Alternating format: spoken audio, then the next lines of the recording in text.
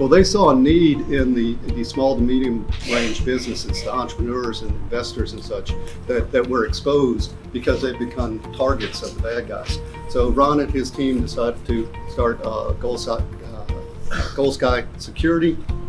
They've been doing that for a while. I will tell you this, he's CEO and he saw this vision and need.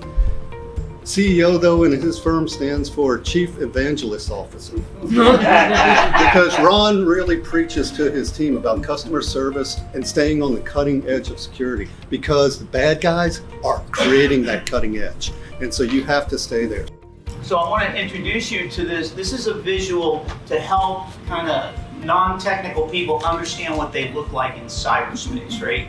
So if you ever wondered what happens when you hit that send button, whether it's on your phone or on your laptop, your desktop, right? What happens is you have this IP address and it sends packets of data out there into cyberspace to a destination that you've chosen to send. Wells Fargo, you're trying to send a rental or a lease agreement to a client, what have you, right?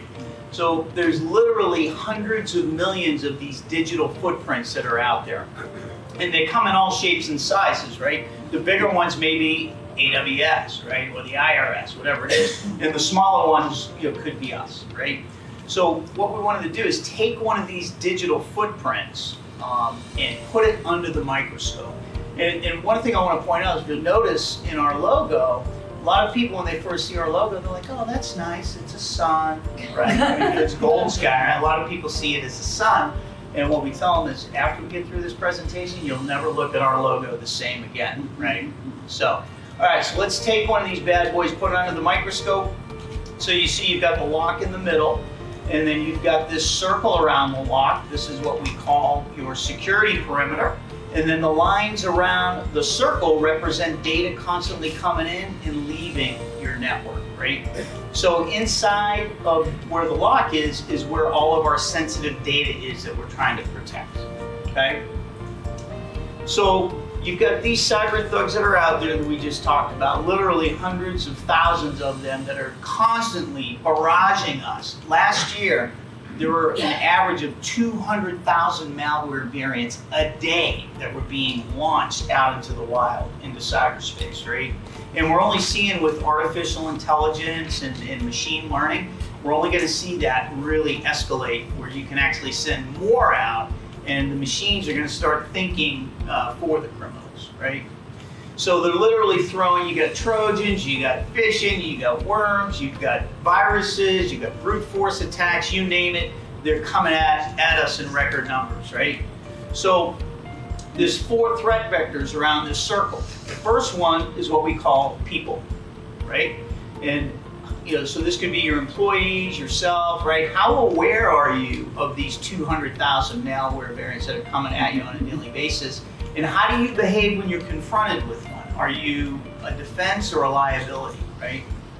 The second threat vector are your processes. So this means how educated are you on this stuff, right? And I'm talking from the C-level on down, right?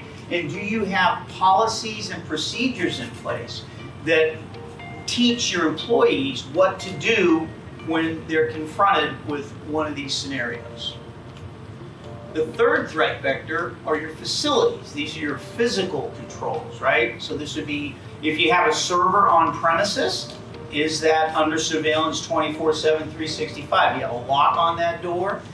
Is there a camera there so that we can see anyone that ever comes and goes? And do you have the proper access controls in place?